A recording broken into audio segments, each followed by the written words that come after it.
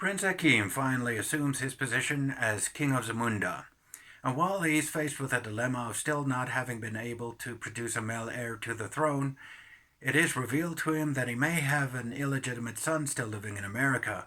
Therefore, he sets out to travel back to New York City to retrieve his son, bring him back to Zamunda, and teach him the ways of being king. Although it's been quite a while since I've seen the original, I still remember it as this charming story of an African prince who travels to America to basically find a woman who could win him over, and whom he could win over in return, in short, bond with, and eventually make him feel like he wants to spend the rest of his life with. Which makes it a really relatable story because we've all been there where we've wanted somebody to bond with to the extent where we felt like we wanted to spend the rest of our lives with this person.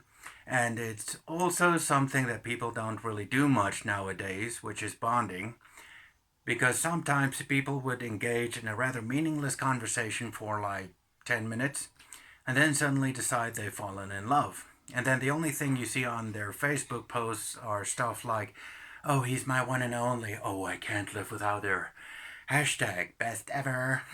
And then they break up, and damn. Now, I haven't read or seen any online reviews regarding this movie, so I don't exactly know what the popular opinion is. But personally, I think I may have enjoyed this movie a bit more than the original. It's certainly richer in characters as well as color because the cinematography is outstanding. In terms of the characters, there are quite a few new ones who get introduced. At first, they seem extremely dislikable, but they grow on you after a while as they develop over the course of the film.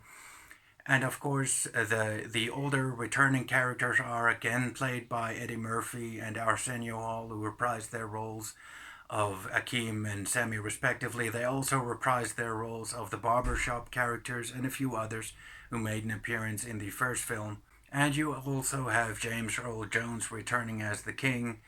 And in regards to the newer characters, I haven't exactly seen many of those actors before, with the exception of Wesley Snipes, who absolutely eats up the screen time he is given to the point where he actually becomes a very memorable character. He even has a few quotable lines here. This is also, again, a very charming and relatable story, but in addition, it's also a story about self-discovery, which kind of like adds a new element or layer. And on a technical side, the set design and production value are actually through the roof. Overall, if you're a fan of the original, I don't see anybody being disappointed with this film.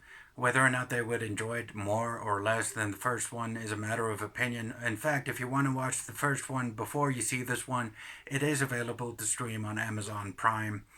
But in terms of seeing it first, it would still be an easy film to follow as it does provide a level of exposition in a way that you mostly understand what happened up to that point. And it's not heavy-handed, and it's not delivered in a way that so that the less intelligent members of the audience could understand it. It's done really well, and in a way that it doesn't alienate the audience who may not have seen the original.